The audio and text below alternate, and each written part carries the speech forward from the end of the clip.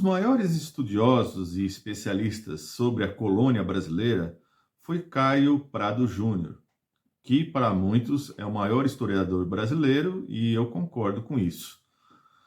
Caio Prado Júnior, quando escreveu seu livro Formação do Brasil Contemporâneo, Colônia, frisa-se colônia, porque as edições novas tiram esse título, Caio Prado mostrava que, no sentido da colonização brasileira, que é o primeiro capítulo do seu livro, ele mostra ali que havia um tripé no Brasil que estava fincado com latifúndio, monocultura e trabalho escravo. Ou seja, a economia colonial brasileira girava em torno disso. E isso é muito importante para nós hoje, porque, passados 200 anos, o latifúndio está aí. O Brasil é um dos maiores concentradores mundiais de terra. Monocultura, horas, o Brasil está se tornando cada vez mais um verdadeiro fazendão de commodities para exportação, porque quando Caio Prado Júnior falava na monocultura, era uma monocultura exportadora.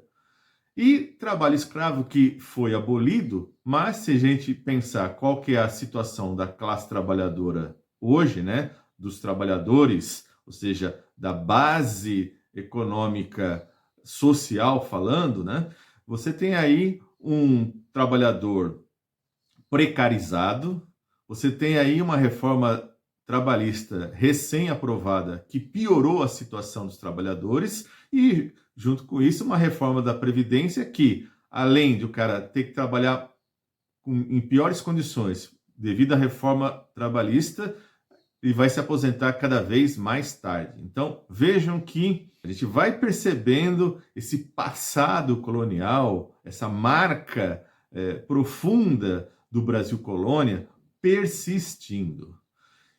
O Brasil tornou-se independente, mas o trabalho escravo não foi modificado. Aliás, o Brasil tornou-se um império, ou seja, passou a ser governado por um rei, enquanto os países vizinhos nossos, aqui na América Latina, de colônias transitaram para repúblicas, mas o Brasil não. O Brasil tornou-se um império. Então já marca aí uma diferença para pior do Brasil nesse sentido.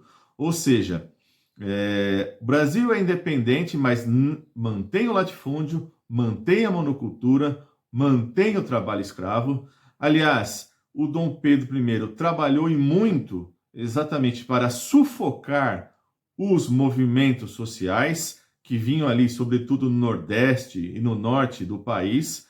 É bom lembrar que em 1824 você tem lá a Confederação do Equador, onde as lideranças são esmagadas e Dom Pedro acaba aprovando aí uma constituição para manter o seu poder absoluto.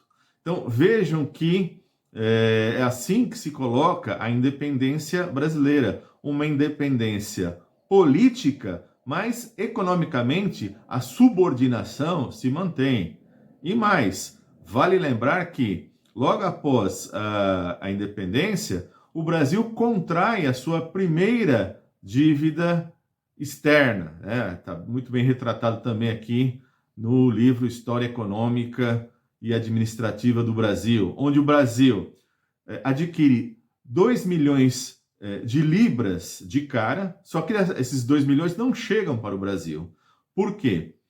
Porque 1 milhão e 400 mil libras era para pagar as dívidas de Portugal que ele tinha para com a Inglaterra, porque desde 1703 Portugal tinha firmado o Tratado de Methuen. E nesse tratado, Portugal fornecia vinho para os ingleses forneciam os tecidos para os portugueses. Claro que para a produção de roupas, né, desses tecidos, você tinha um valor agregado muito maior aí, ou seja, você tinha muito mais trabalho empenhado. Consequentemente, quando se convertia esse valor em preço, né, fazia com que, nesse intercâmbio entre Portugal e Inglaterra, a cada ano Portugal se endividava em relação à Inglaterra. Só que, como é que Portugal compensava isso? Compensava com maior exploração sobre a sua colônia, que era o Brasil. Portanto, para compensar essa perda de colônia, o Brasil, obviamente, teve que contrair essa dívida para compensar isso. E dos outros 600 mil foram para Portugal, por Portugal ter perdido a sua principal colônia. Então, veja como começa a história da nossa dívida externa, ou seja, um primeiro empréstimo, né? O Brasil endivida-se de tal maneira que não chega nenhum centavo para nós. E vejam que ao longo do Império Brasileiro, você teve movimentações sociais populares que foram sufocadas. Você teve aí a cabanagem lá no Pará, que foi sufocada, você teve a sabinada na Bahia, você teve a balaiada no Maranhão, você teve os farrapos lá no Rio Grande do Sul. Então, a história do Império é uma história, portanto, de sufocar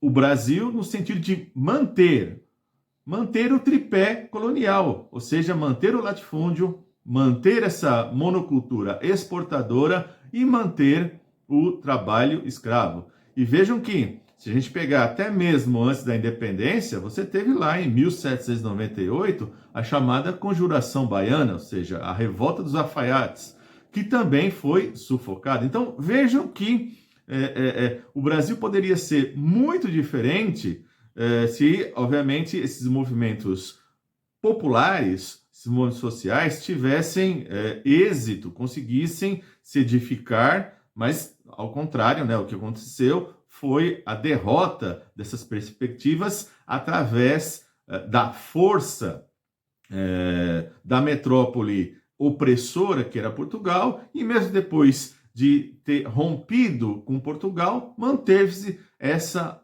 opressão. Por quê? Porque aqui o que marca o Brasil é uma verdadeira autocracia, né? O Brasil é marcado por isso. Vejam que ao longo do Império, o Brasil vai ser simplesmente o último país aqui da América Latina a acabar com a escravidão. O penúltimo foi Cuba, em 1886, e o Brasil acaba a sua escravidão em 1888, porque, obviamente, a política liberal já era presente, forte, intensa no mundo todo, tanto é que a própria Inglaterra apoiou, né, fazia ações para, digamos, impor aí o mercado livre, ou seja, impor o trabalho assalariado. Não tinha mais sentido ali você manter a escravidão, e com isso não estou aqui fazendo nenhum demérito às lutas populares da escravidão internamente. Não, foram fundamentais essas lutas, né? Desde de Zumbi dos Palmares até as lutas mais recentes, né? Então, tudo isso foi fundamental, mas o Brasil tornou-se a última nação a acabar com a escravidão, tanto é que acabou a escravidão, no ano seguinte acaba o próprio império. Não tinha mais sentido manter isso, mas mais uma vez vem aí um golpe pelo alto, ou seja, a chamada República das Espadas, ou seja, o Brasil transita de império para república, mais uma vez mantendo o latifúndio, mantendo a monocultura exportadoras. O trabalho escravo tinha sido abolido, mas não se criou nenhuma condição para esses ex-escravos, ou seja, não tem propriedade, não tem condições de ter bons salários, portanto, mais uma vez são marginalizados. Aliás, importa-se força de trabalho brancas europeias, sobretudo da Itália, para exatamente tentar criar um branqueamento da população brasileira também, né? Então, mais uma vez, um golpe pelo alto. E assim vai. A história do Brasil, como vai dizer aqui o José Chazin, né? É uma história de milagres e golpes, ou seja, você tem pequenos surtos econômicos aí, uma certa pujança em períodos muito determinados e em seguida crises e golpes, né? E não vai ser diferente. 1930, um novo golpe, né? É bom lembrar aquela famosa frase do governador mineiro Antônio Carlos, que dizia o seguinte: façamos a revolução antes que o povo a faça. Então, 1930, mais um golpe pelo alto. E lembre-se, em 37, o próprio Getúlio, mais uma vez aí, né, você tem aí um novo golpe, né, um alto golpe. Getúlio Vargas, em 37, cria uma fantasia chamada Plano Cohen, ou seja, uma ideia de que os comunistas estariam dando um golpe no Brasil, que era tudo mentira, exatamente para justificar o seu próprio golpe, né?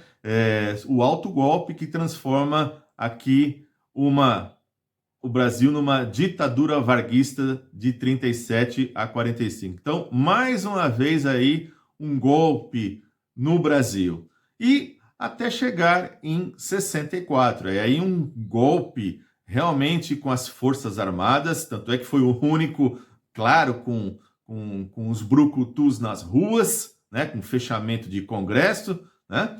E aí, de 64 até 85, você tem aí essa autocracia militarizada, para depois voltar à autocracia institucionalizada. Aliás, friso aqui, né? Portanto, a autocracia é muito presente na história brasileira, por isso que vale a pena vocês darem a conferida aí na miséria brasileira, porque essa é a tônica dos estudos do Chazin em termos de Brasil.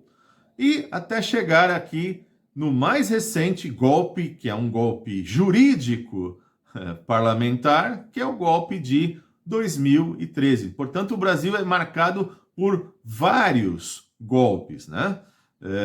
E assim que se põe a história brasileira.